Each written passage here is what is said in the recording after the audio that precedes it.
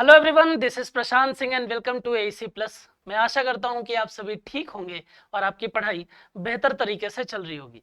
देखिए, एक चीज याद रखिए कि जिंदगी में उतार चढ़ाव का आना एक आम है और मेहनत अगर जिद्दी हो तो मुट्ठी में हर मुकाम है। अगर आप अपनी मेहनत ईमानदारी से कर रहे हैं, जिद्दी हैं आप उस चीज के लिए, अपने लक्ष्य को प्राप्त करने के लिए, तो आप हर मुकाम को प्राप्त कर सकते हैं। बस लगे रहिए और लगे रहेंगे तो परिणाम जो है वो जरूर मिलेगा। आइए देखें, लास्ट क्लास में मैंने आपसे जो क्वेश्चन ऑफ द डे पूछा था वो आखिर था क्या। तो यहां पर बोल रहा है कि India first fuel cell hydrogen bus flagged off by Hardeep Singh Puri in. भारत की पहली ईंधन सेल हाइड्रोजन बस को हरदीप सिंह पुरी ने कहां पर हरी झंडी दिखाई है। तो अगर आप देखेंगे तो ये, अगर प्लेस की बात करेंगे तो प्लेस जो है वो दिल्ली है।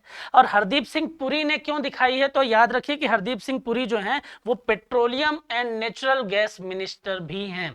बात समझ में आ रहा है? तो राइट आंसर तो इसका क्या हो जाएगा, दिल्ली हो जाएगा। और हरदीप सिंह पुरी के बारे में एक पॉइंट याद रखना है आपको कि ये यूनियन मिनिस्टर कौन से, petroleum and natural gas.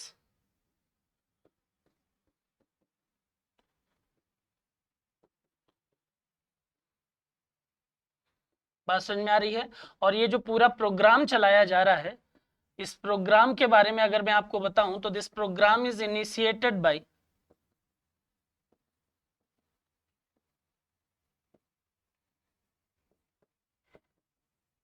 Indian Oil, है ना। तो ये पॉइंट भी इसमें आप याद जरूर रखिएगा। क्लियर है? चलिए आइए देखें, आज का जो पहला क्वेश्चन है हमारे पास में वो क्या है। तो यहाँ पर जो पहला क्वेश्चन है वो बोल रहा है कि in which state has the border gate at Sachu post on the India Pakistan border been inaugurated recently. हाल ही में किस राज्य में भारत पाकिस्तान सीमा पर सांचू पोस्ट पर सीमा द्वार का उद्घाटन जो है वो किया गया है। सांचू पोस्ट, सांचू जगह जो है वो कहां पर है, तो वो राजस्थान में है। तो याद रखना है कि राजस्थान में भारत और पाकिस्तान के बीच में जो बॉर्डर है वहां पर सांचू पोस्ट पर जो है उसकी सीमा द्वार का उद्घाटन किया गया है। ठीक है, तो राजस्थान के बारे में अगर हम देखें तो राजस्थान से संबंधित लगातार हम न्यूज में जो चीजें चल रही थी, जो क्वेश्चन बनने की संभावना थी वो हम कर रहे थे। एक बार मैं आपको रिकॉल करा देता हूं राजस्थान से संबंधित चीजों की, कि राजस्थान की अगर बात कर रहे हैं तो धौलपुर करौली टाइगर रिजर्व को मंजूरी दे दी गई है। ठीक है, टाइगर रिजर्व की आप बात कर रहे हैं तो हाल ही में भारत का 54वां टाइगर रिजर्व जो है वो चर्चा में है और उसका नाम क्या है, तो उसका नाम है दुर्गावती। ठीक है, उसका नाम है वीरांगना दुर्गावती टाइगर रिजर्व। ठीक है, और ये किस राज्य में है, तो ये कहां पर है, ये एमपी में है। और एमपी का ये कौन से नंबर का है, तो 7वें नंबर का टाइगर रिजर्व है। बात समझ में आ रही है? भारत का 54वां है। राजस्थान के बारे में देखेंगे, धौलपुर करौली टाइगर रिजर्व को मंजूरी मिल गई है। राजस्थान में 33 खेलो इंडिया सेंटर जो है उसका उद्घाटन किया गया है। राजस्थान के मुख्यमंत्री ने अन्नपूर्णा फूड पैकेट योजना की शुरुआत की है। और राजस्थान के मुख्यमंत्री ने इंदिरा गांधी मुफ्त स्मार्टफोन योजना 2023 की शुरुआत की। जैसलमेर में जीवाश्मों में पौधे खाने वाले डायनासोर की एक नई प्रजाति जो है वो भी पाई गई है। तो ये पॉइंट भी आपके लिए इंपॉर्टेंट है। राजस्थान से संबंधित इतनी चीजों के बारे में आप याद रखिए। लगातार अलग अलग प्रकार से चीजें करते आ रहे हैं। एक नाम है प्रयागराज। तो जो प्रयागराज हम जानते हैं, जो संगम हम जानते हैं, ये वो नहीं है, है ना। जानते हम इनके बारे में भी हैं, लेकिन थोड़ा सा ये प्रचलित तो हैं, लेकिन सभी लोगों तक इनकी पहुंच जो है वो नहीं हो पाई थी। लेकिन इनके कार्य जो हैं वो काफी फेमस है। अब अगर बात करते हैं प्रयागराज की, तो क्वेश्चन है कि Prayagraj has passed away recently, who was he. हाल ही में प्रयागराज का निधन हो गया है, वे कौन है। प्रयागराज के बारे में अगर मैं आपको बताऊं तो प्रयागराज जो है वो एक राइटर है। और राइटर के साथ साथ अगर आप देखेंगे तो वो सिंगर भी। बात समझ में आ रही है? तो राइटर एंड सिंगर। ठीक है, तो इसका राइट आंसर ऑप्शन के आधार पर तो आप राइटर क्लिक कर दीजिए। दूसरा, अगर मैं इनके बारे में अगर बात आपको बताऊं तो इनको याहू के नाम से भी पुकारा जाता था, है ना। तो आपने एक गाना सुना होगा, याहू चाहे मुझे कोई जंगली कहे, तो ये वही याहू में उस गाने में अपनी आवाज इन्होंने दी थी, जिसके कारण से प्रयागराज जी जो हैं वो याहू के नाम से फेमस हो गए थे। बात समझ में आ रही है? बहुत सारी फिल्मों में इन्होंने अपनी कला का प्रदर्शन किया है, और किस फॉर्म में, तो रिटर्न फॉर्म में, है ना। तो वो कौन कौन सी थी, तो जैसे रोटी है, अमर अकबर एंथोनी है, धर्मवीर, सुहाग, देश प्रेमी और कूली जैसी कई फिल्मों की स्क्रिप्ट जो है वो इन्होंने लिखी है। राइट, तो ये याद रखिएगा। नेक्स्ट क्वेश्चन की अगर हम बात करते हैं, इन which state Karma Puja festival has been celebrated recently, हाल ही में किस राज्य में कर्मा पूजा उत्सव जो है वो मनाया गया है। किस राज्य पूछ रहा है, तो वहां पर आप क्या बोलेंगे, झारखंड, है ना। तो याद रखिएगा कि हाल ही में झारखंड में कौन सा उत्सव, तो कर्म पूजा उत्सव जो है वो सेलिब्रेट किया गया। और कब सेलिब्रेट किया गया, सेलिब्रेट किया गया 25 सितंबर को। बात समझ में आ रही है? तो ये याद रखिएगा। किससे संबंधित है, तो ये याद रखिए कि it is dedicated to lord Karma. ठीक है, तो ये पॉइंट भी इसमें याद रखिएगा। क्लियर है? चलिए, झारखंड के बारे में हम बात कर रहे थे, तो झारखंड कैबिनेट ने ट्रांसजेंडर समुदाय के लिए पेंशन और ओबीसी दर्जे, है ना, यहाँ पर आप देखेंगे तो दो इंपॉर्टेंट चीजें, थर्ड जेंडर की अगर हम बात करते हैं तो पेंशन और ओबीसी दर्जे को मंजूरी दे दी है। झारखंड के मुख्यमंत्री ने अबुआ आवास योजना की भी शुरुआत की है, ये भी आप पढ़ चुके हैं। झारखंड में गोड्डा में भारत की पहली अंतरराष्ट्रीय बिजली परियोजना शुरू की गई, और वो किस ग्रुप के द्वारा की गई है, वो अडानी ग्रुप के द्वारा की गई, अडानी समूह के द्वारा।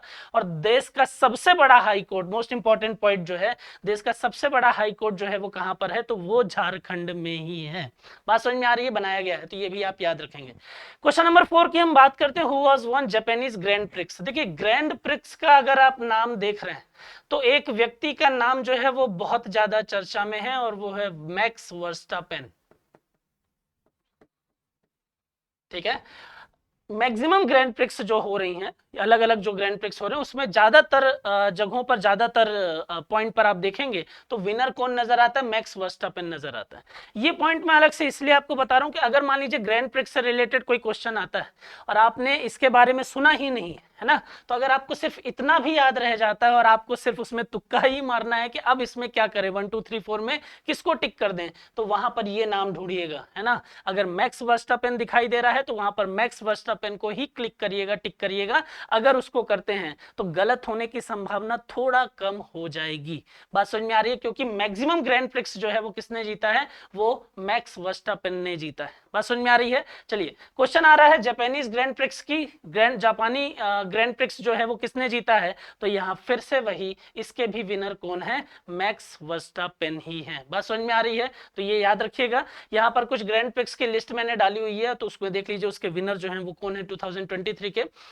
बहरीन ग्रैंड प्रिक्स की अगर हम बात करते हैं तो मैक्स वर्स्टापेन का नाम आ रहा है। सऊदी अरेबिया ग्रैंड प्रिक्स की तो सर्जियो का नाम आ रहा है। ऑस्ट्रेलियन ग्रैंड प्रिक्स की बात करें तो वर्स्टापेन का नाम आ रहा है। अजरबैजान की अगर बात करते हैं तो सर्जियो का नाम आ रहा है। और मियामी ग्रैंड प्रिक्स की अगर बात करें तो फिर से मैक्स वर्स्टापेन का नाम आ रहा है। तो ज्यादातर जगहों पर विनर जो है वो मैक्स वर्स्टापेन ही है। तो अगर आपको तुक्का लगाना भी है तो ये नाम याद रख लीजिए ग्रैंड प्रिक्स में। बात समझ में आ रही है? चलिए, क्वेश्चन नंबर 5 की हम बात करते हैं, हाल ही में लता मंगेशकर की जयंती जो है वो कब बनाई गई है। When was the Lata Mangeshkar birth anniversary celebrated recently. ठीक है, लता मंगेशकर के बारे में मुझे बहुत ज्यादा बताने की जरूरत नहीं है, इनके बारे में तो सुनने की जरूरत है। बात समझ में आ रही है? तो सुनिए, इनके गानों को सुनिए। ठीक है, और ये जयंती इनकी मनाई गई है कब, यहाँ अगर आप देखेंगे तो 28 सितंबर को इनकी जयंती जो है वो मनाई गई है। ये कभी कभी क्वेश्चन आता है किस राज्य से संबंधित है, तो ये भी याद रखना है कि भाई इंदौर में जन्म हुआ था तो मध्य प्रदेश से संबंधित हैं। कब हुआ था, 28 सितंबर 1929 को इनका जन्म इंदौर में हुआ था। आपके लिए जो क्वेश्चन है वो ये है कि आप मुझे बताइए कि एमपी में कौन कौन से ऐसे लोग हैं जो फेमस पर्सनालिटी एमपी की कौन कौन सी है, चाहे बॉलीवुड हो, है ना, जो बहुत बड़े स्तर पर है, चाहे पॉलिटिक्स हो, है ना, राजनीति हो, या किसी और फील्ड में। अगर आपको लगता है कि सर ये फेमस है तो आप उनके नाम जो है वो मुझे कमेंट करके बता दीजिए। तो एक तो मैंने बता दिया लता मंगेशकर, दूसरा जो है वो आप बता दीजिए। बात समझ में आ रही है? चलिए, ऐसे 3 नाम जो है वो आप मुझे कमेंट करके बताएंगे। इनके अवार्ड की अगर बात कर लेते हैं, 3 नेशनल फिल्म अवार्ड जो है वो प्राप्त कर चुकी हैं, है ना।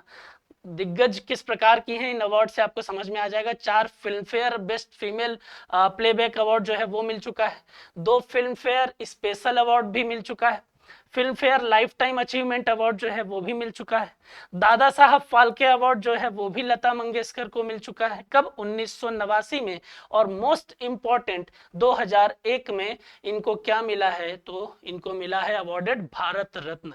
तो वर्ष 2001 में ये भारत रत्न से सम्मानित की गई।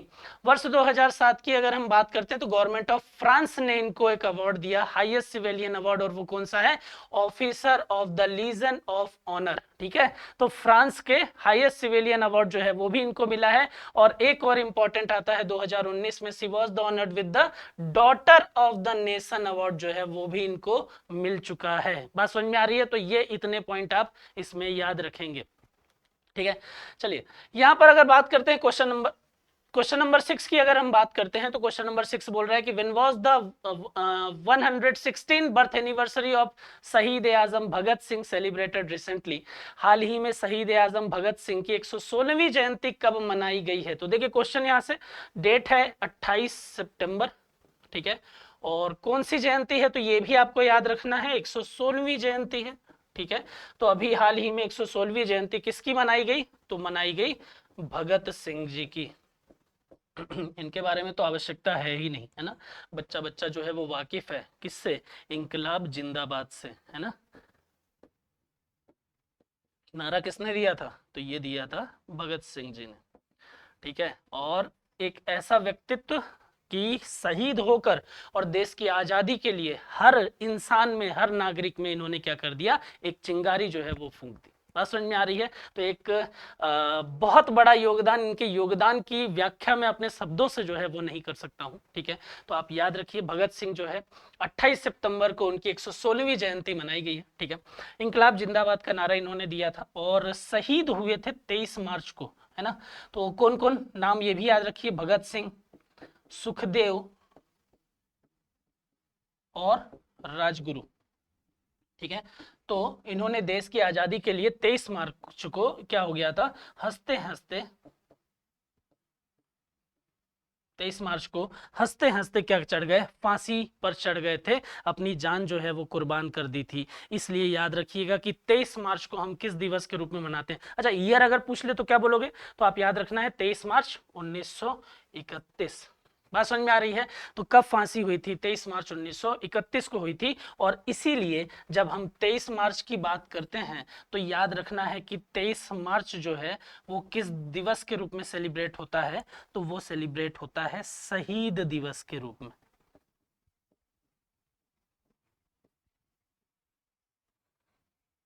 बात समझ में आ रही है? वो कैसे सेलिब्रेट होता है? वो शहीद दिवस के रूप में सेलिब्रेट किया जाता है। क्लियर है? चलिए क्वेश्चन नंबर 7 की हम बात करते हैं। अभी कुछ दिन पहले ही मैं एक वीडियो लेकर आया था एग्रीकल्चर रिवॉल्यूशन से रिलेटेड हमने, और एसी की टीम ने एक सेगमेंट जो है वो चालू किया है कि हम अभी आगे आने वाले जो भी एग्जाम है ना, वहां पर उनके जो फैक्ट वाला पोर्शन है उसको कवर करने के लिए छोटे छोटे वीडियो जो है वो बना रहे हैं, ताकि आप सिर्फ उन वीडियो को देख कर जाए और एग्जाम में उस पोर्शन से जो क्वेश्चन है वो डायरेक्टली जो भी आते हैं वो आप सही करके और नंबर जो है वो गेन करें। तो उसके लिए मैंने एक वीडियो बनाया था अभी, एग्रीकल्चर रिवॉल्यूशन से रिलेटेड वो वीडियो था, जिसमें मैं ग्रीन रिवॉल्यूशन की बात कर रहा था। और ग्रीन रिवॉल्यूशन में मैंने 2 नाम बताए थे आपको, है ना।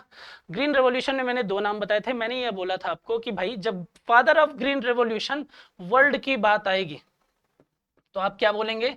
Norman Borlaug.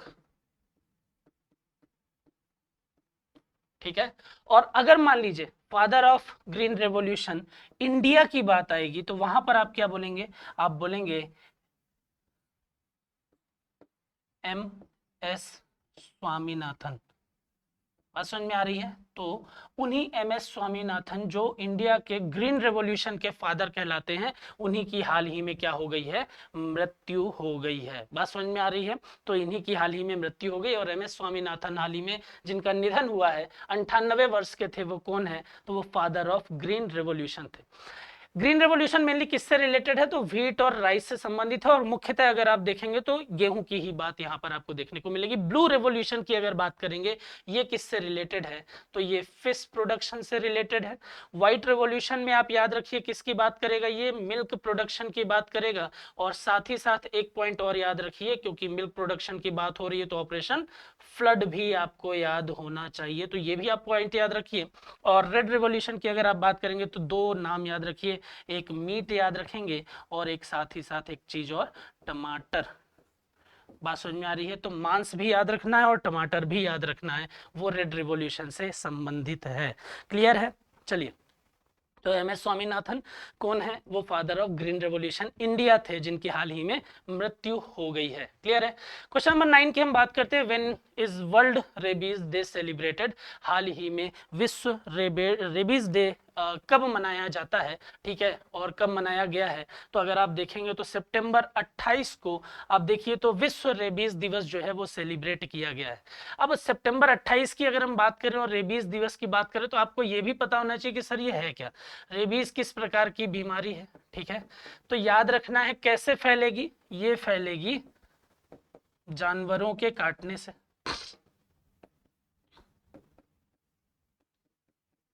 ठीक है, किस लिए ये दिवस मनाया जाता है, इस बीमारी से, इस बीमारी के लिए जागरूकता लाने के लिए, इससे संबंधित चीजों के बारे में जागरूक करने के लिए जानवरों के काटने से ये होता है। और एक पॉइंट याद रखिए कि मुख्यतः अगर आप देखेंगे तो जानवरों की लार से जब काटते तो उनकी लार जो है वो मानव शरीर तक पहुंच जाता है, तो जानवरों की लार से ये चीजें उत्पन्न होती हैं, ठीक है। और बीमारी को बोलते हैं रेबीज, ठीक है। स्थिति किस प्रकार की होती है, क्या क्या लक्षण इसके देखने को मिलेंगे, तो लक्षण की अगर आप बात करोगे तो वहां पर हेडक जो है वो हो जाएगा, सिर दर्द हो जाएगा आपका, ठीक है। दूसरा याद रखिए तो तेज बुखार आने लगेगी, सारा डॉक्टर वाली चीजें बतानी पड़ रही है, ठीक है, देख लीजिए, याद कर लीजिए, बच के रहिए, ठीक है। तीसरा अगर आप देखेंगे मानसिक कमजोरी जो है वो भी आपको देखने को मिलेगी, ये मानसिक बीमारी है ना।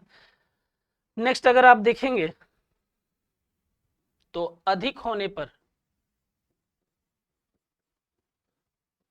मृत्यु की भी संभावना होती है।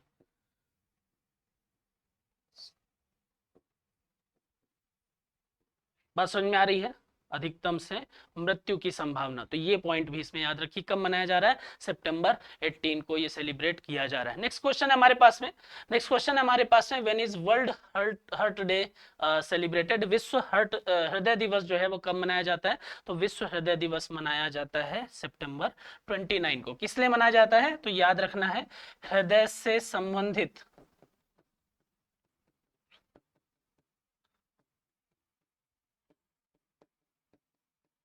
रोगों के बारे में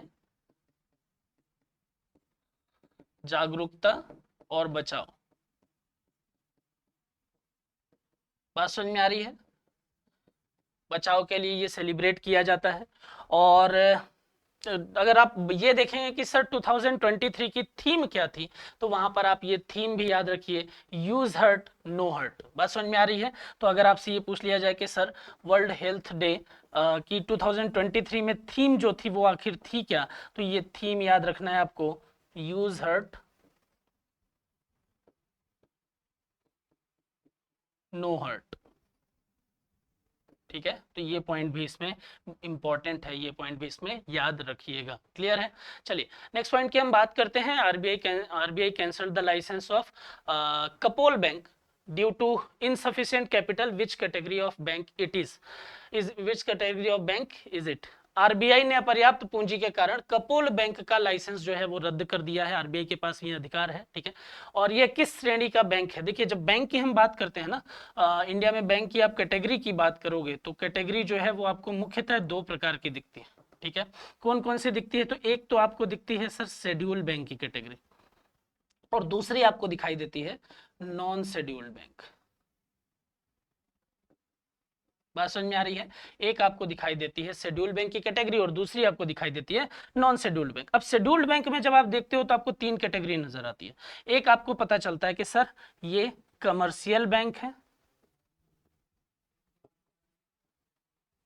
ठीक है। दूसरा अगर हम बात करें तो सर आरआरबी है, और तीसरा अगर हम बात करें तो आता है कोऑपरेटिव, है ना।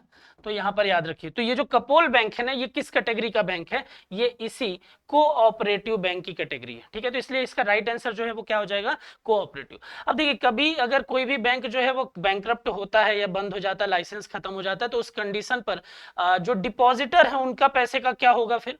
तो यहाँ पर एक चीज याद रखिए कि जो डिपॉजिटर है ना, उनको पैसा तो मिलेगा, उनका पैसा डूबेगा नहीं, लेकिन हो सकता है कि बड़ा अमाउंट है तो धीरे धीरे चीजें जो है वो रिकवर हो। लेकिन यहां पर याद रखिएगा कि अगर आपका पैसा है तो कहां तक रिकवरी तुरंत हो सकती है, अप टू 5 लाख रुपीस तक। बात समझ में आ रही है, कहां तक हो सकती है, up to 5 lakh. Up to 5 lakh का मतलब क्या होता है कि जैसे मान लीजिए किसी के 50,000 डिपॉजिट है, तो उसको 50,000 ही मिलेगा, ऐसा नहीं कि 5 लाख बोल दिया तो 50,000 जमा है तो 5 लाख निकाल लोगे। बात समझ में आ रही है। तो यहां पर याद रखना है, 50,000 जमा है तो 50,000, 1 लाख जमा है तो 1 लाख, 2 लाख जमा है तो 2 लाख, 5 लाख जमा है तो 5 लाख, 10 लाख जमा है तो 5 लाख। बात समझ में आ रही है। तो याद क्या रखना है कि सर अप टू 5 लाख तक की चीजें जो हैं वो रिकवर हो सकती हैं, ऐसा आरबीआई का नियम है। बात समझ में आ रही है। तो ये पॉइंट भी आप इसमें याद रखिएगा। क्लियर है। चलिए, तो ये आज के हमारे 10 क्वेश्चन थे। आपके लिए जो क्वेश्चन ऑफ द डे है वो ये है कि what is India's GDP growth, ठीक है, outlook for this fiscal as per the Asian Development Bank, ठीक है। Asian Development Bank's recently forecast, ठीक है। एशियाई विकास बैंक के हालिया पूर्वानुमान के अनुसार इस वित्तीय वर्ष के लिए भारत की जीडीपी वृद्धि का दृष्टिकोण जो है वो इनमें से क्या रहा है, ठीक है। तो यहां पर परसेंटेज दिए, और इसी क्वेश्चन में एक चीज और आपको मुझे बतानी है कि सर ये जो एडीबी है, सर ये जो एशियन डेवलपमेंट बैंक है, इस एशियन डेवलपमेंट बैंक का हेड जो है वो वर्तमान में कौन है। बात समझ में आ रही है। तो ये फटाफट मुझे कमेंट करके, मैसेज करके और आप बता दीजिए। बात समझ में आ रही है। चलिए, दूसरी चीज ये कि करंट अफेयर्स जो हम सीरीज चला रहे हैं, लगातार हम 10 क्वेश्चन जो हैं वो डिस्कस करते हैं, और उससे संबंधित जितनी इंपॉर्टेंट चीजें वो हम देखते हैं कि जहां से एग्जाम में आने की संभावना जो है वो बढ़ जाती है। एक, जैसे मान लीजिए आपके एग्जाम आ गए हैं ना, तो उन चीजों को, जैसे आप इतनी चीजें ये देख रहे हैं बहुत अच्छी बात है, लेकिन जिन लोगों के करंट अफेयर्स जो है वो छूट गए, या आप जहां से देख रहे हैं उसके पहले की अगर हम बात करें तो वहां का क्या। तो एईसी की टीम जो है वो एक सीरीज लेकर आ रही है, जिसमें हम कुछ ऐसे वीडियो बनाएंगे, ऐसे वीडियो लेकर आएंगे जहां पर जनवरी से लेकर और सितंबर तक का करंट अफेयर्स जो है वो प्रॉपर कवर किया जाएगा, ठीक है। और बहुत कम समय में आपके करंट अफेयर्स जो छूटे हुए हैं उनको पूरा हम कवर करेंगे। तो सिंगल वीडियो या 2 वीडियो के माध्यम से आपको पूरा इन 9 महीनों के करंट अफेयर्स जो है वो हम करा देंगे। तो जुड़े रहिए, और अगर अच्छा लगता है चीजें, कमेंट वगैरह, अगर आपको वीडियो अच्छा लगता है तो आप कमेंट करिए, और साथ ही साथ जो शॉर्ट वीडियो बन रहा है उनको लगातार जो है वो देखते रहिए, ताकि एग्जाम में गलत होने की संभावना जो है वो और भी कम हो जाए। बात समझ में आ रही है। चलिए फिर पढ़ाई करते रहिए, खुश रहिए। Thank you so much.